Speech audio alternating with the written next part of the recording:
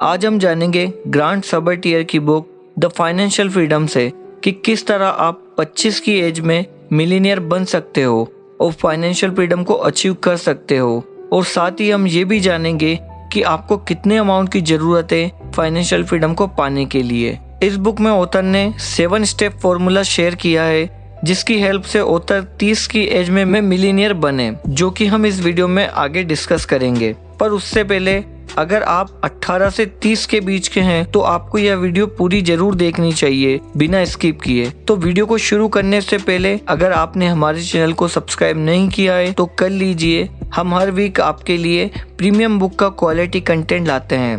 अगस्त 2010 में ऑथर एक unemployed person थे और अपनी फैमिली के साथ रहते थे एट द एज ऑफ 24।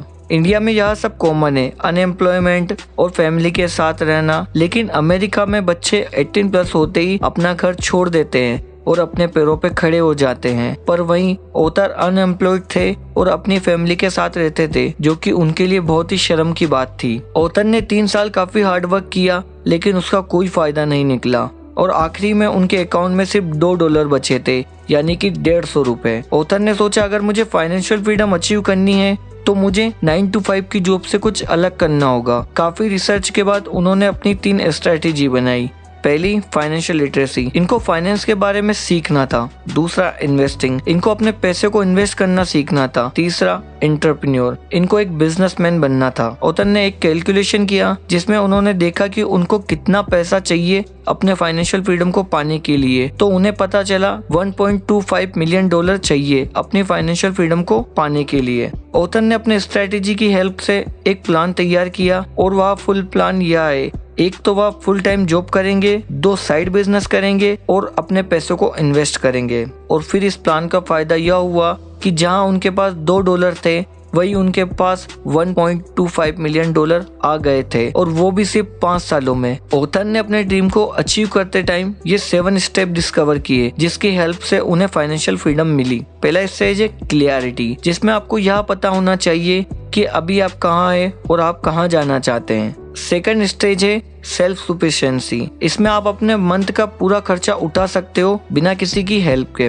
तीसरी स्टेज है ब्रीदिंग रूम, इसमें आप अपनी सैलरी पर डिपेंड नहीं होते कि जब सैलरी आएगी तभी आप कुछ कर पाओगे। चौथा स्टेज है फिक्सिबिलिटी, इस स्टेज में आपके पास अपने 6 महीने के एक्सपेंस को मैनेज करने जितना पैसा होता है। 5वीं स्टेज है फिक्सिबिलिटी, इस स्टेज में आप अपने 2 साल के एक्सपेंस जितना इन्वेस्ट करना शुरू कर देते हो एंड जिसे आप बाद में यूज भी कर सकते हो जरूरत पड़ने पर। 6ठी स्टेज है फाइनेंशियल इंडिपेंडेंस, इस स्टेज में जब आप चाहें अपना काम छोड़ सकते हो और अपनी पैसिव इनकम से अपने सारे एक्सपेंस को मैनेज कर सकते हो। 7th और आखिरी स्टेज है अबाउंडेंस ऑफ वेल्थ, इस स्टेज में आपको पैसों के बारे में नहीं सोचना पड़ता और न ही आपकी आने वाली जनरेशन को। लेकिन सवाल यह है कि आप किस तरह इन स्टेजों को पार कर सकते हो। तो मैं 6 स्टेप शेयर करूंगा आपके साथ जिससे ऑथर को फाइनेंशियल फ्रीडम मिली। तो लेट्स गेट स्टार्टेड।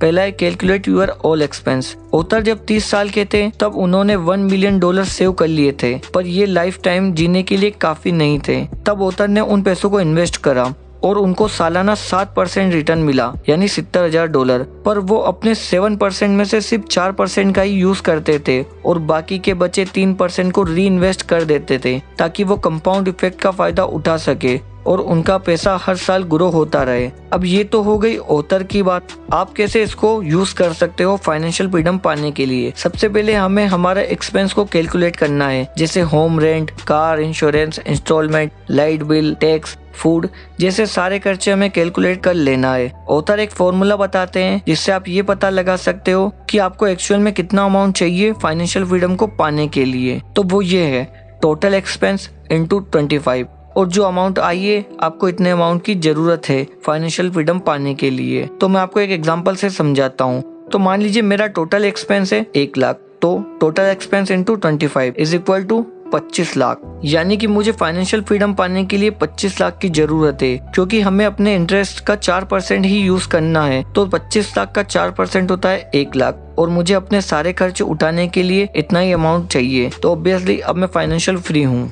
सेकंड है कैलकुलेट नेटवर्थ। अब आपको यह जानना होगा कि अभी आप कहाँ हैं और आपको जाना कहाँ है। ये हमने ऊपर वाले पॉइंट में जान लिया है अपनी करंट फाइनेंशियल पोजीशन जानने के लिए अपनी नेटवर्थ कितनी है ये पता लगाना होगा। नेटवर्थ निकालने के लिए आप अपने टोटल एसेट में से अपनी टोटल लायबिलिटीज को माइनस कर दें और जो बचेगी वो होगी आपकी नेटवर्थ। अब एसेट और लायबिलिटी क्या होता है? एसेट वहाँ होते हैं जिससे आपको पैसा मिले, जैसा आपका घर, गाड़ी, टीवी, यह सब आपकी एसेट है। अगर आप इनको सेल करोगे तो आपको पैसा मिलेगा। और लायबिलिटी वह होती है जिससे आपके पैसे जाते हैं, जैसे credit card bill, loan, rent, food, इन सब के लिए आपको अपने पास से पैसे देने होते हैं। अगर आपको अब भी समझ नहीं आया है तो इस पर मैंने एक डेडिकेट वीडियो बना रखी है, आप उस वीडियो को जाकर देख सकते हैं। लिंक आपको ऊपर कार्ड में मिल जाएगी, अदरवाइज आपको डिस्क्रिप्शन में मिल जाएगी। तो आपको अपनी नेटवर्थ कैलकुलेट कर लेनी है और जिसके बाद आपको उस अमाउंट में से जो हमने ऊपर निकाली थी उसमें से उसको माइनस कर देना है और बचा हुआ जो अमाउंट होगा और वो आपकी होगी फाइनेंशियल फ्रीडम। यानी आपको उतना अमाउंट चाहिए फाइनेंशियल फ्रीडम पाने के लिए। थर्ड पॉइंट है वैल्यू ऑफ योर टाइम। आप 1 इंच सोने से भी 1 इंच टाइम नहीं खरीद सकते। अधिकांश लोग पैसे कमाने में इतना मशगूल हो जाते हैं कि एक्चुअल में उन्हें यह पता ही नहीं होता है कि उनका टाइम कितना कीमती है। आपको भी यह पता होना बहुत जरूरी है कि आप अपने 1 घंटे में कितना कमाते हो और यह पता लगाने के लिए आप अपनी सैलरी को वर्किंग आवर से डिवाइड कर दे और जो आंसर होगा वो आपकी होगी 1 घंटे की कीमत। और आपको सिर्फ अपने ऑफिस के टाइम को ही नहीं बल्कि ऑफिस आने जाने के टाइम को, खाना खाने, रेडी होने, उन सब टाइम को मिलाकर डिवाइड करना है। मान लीजिए अगर आप एक मोबाइल खरीदते हैं जिसकी कीमत 50,000 है और आपकी सैलरी 25,000 रुपए महीने है, तो इस मोबाइल की कीमत हुई आपकी 2 महीने की कड़ी मेहनत, ना कि 50,000 रुपए। और जब आप अपने 1 घंटे की कीमत को जान जाओगे तो आप बिना फालतू के खर्चे भी कम कर दोगे, क्योंकि आपको पता होगा कि आपने अगर 1,000 खर्च किया तो आपको उसके लिए पूरा दिन कड़ी मेहनत करनी होगी। तो आप काफी सोच समझकर अपने पैसों को खर्च करेंगे। चौथा पॉइंट है लो स्पेंडिंग। जनरली हमारे 3 सबसे बड़े खर्चे होते हैं और यही डिसाइड करते हैं कि हम फ्यूचर में फाइनेंशियल फ्री हो पाएंगे या नहीं। और वो 3 सबसे बड़े खर्चे हैं घर, गाड़ी, फूड। मैक्सिमम लोग अपनी इनकम का 1/3 पार्ट लग्जरी और एक्सपेंसिव घर को खरीदने में खर्च कर देते हैं। ऑथर हमें बोलते हैं कि हम जितने छोटे घर में रहेंगे हमारे उतने ही खर्चे कम होंगे। आप जितना पैसा यहाँ से बचा सकते हो बचाइए, क्योंकि यह तय करेगा कि कल को आप अमीर बनोगे या गरीब ही रहोगे। दूसरा है गाड़ी। 95% लोग शो अप करने के चक्कर में अपनी इनकम का 80 से 90% एक्सपेंसिव कार खरीदने में ही खर्च कर देते हैं। ऐसा करके उन्हें लगता है कि वह रिच दिखेंगे, लेकिन एक्चुअल में उनकी कंडीशन मिडिल क्लास जैसी होती है। ऑथर कहते हैं हमें पब्लिक बस या कैब में ही ट्रेवल करना चाहिए। अगर आप फिर भी कार खरीदना चाहते हैं तो लो बजट की कार खरीदें। दिखावे के चक्कर में ना रहे। एक्सपेंसिव चीजें आपको टेम्परेरी हैप्पीनेस दे सकता है, लेकिन जैसे ही गाड़ी का दूसरा मॉडल आया आपकी हैप्पीनेस खत्म हो जाएगी। वो काम करे जिससे करने से आपको लॉन्ग टर्म में हैप्पीनेस मिले, ना कि टेम्परेरी। थर्ड है फूड। ऑथर कहते हैं कि हमें हमेशा फूड की दुकान पे मेंबरशिप लेनी चाहिए जिससे हमें ज्यादा डिस्काउंट मिल सके, या फिर फुटकर व्यापारियों से सामान खरीदना चाहिए जिससे हमें कम दाम में अच्छा सामान मिल जाएगा और उनका भी गुजारा हो जाएगा। अगर आप अपने इन तीनों खर्चों को कंट्रोल कर लेते हैं तो आप बहुत ही जल्दी फाइनेंशियल फ्री हो जाएंगे।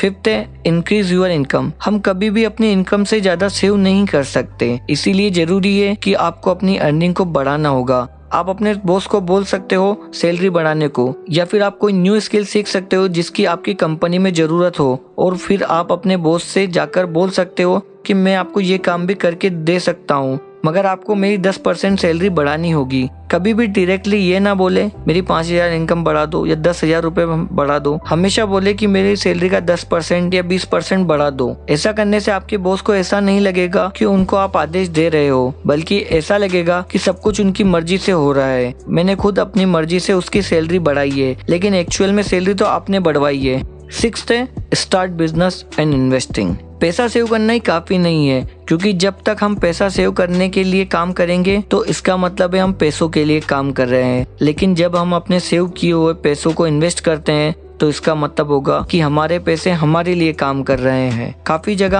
आप अपने पैसों को इन्वेस्ट कर सकते हैं। अगर आप खुद टाइम दे सकते हैं तो आपको अपना बिजनेस शुरू करना चाहिए, अपने बिजनेस में पैसा इन्वेस्ट करना चाहिए। अदरवाइज आप स्टॉक मार्केट या म्यूचुअल फंड में भी इन्वेस्ट कर सकते हैं, जो कि आपको सालाना 13% या इससे ज्यादा का रिटर्न देंगे, जिससे आपकी नेटवर्थ बढ़ेगी। तो यहाँ थी 6 स्टेप जो मैंने आपको फाइनेंशियल फ्रीडम बाय ग्रांट सबर्टियर की बुक से बताई है। काफी अमेजिंग बुक है ये। अगर आप इसको बाय करना चाहते हैं तो लिंक में आपको डिस्क्रिप्शन में मिल जाएगी। अदरवाइज आपको ये वीडियो कैसी लगी कमेंट करके जरूर बताएं। वीडियो को शेयर और लाइक करना ना भूलें और हमारे चैनल को सब्सक्राइब करें। Thank you so much.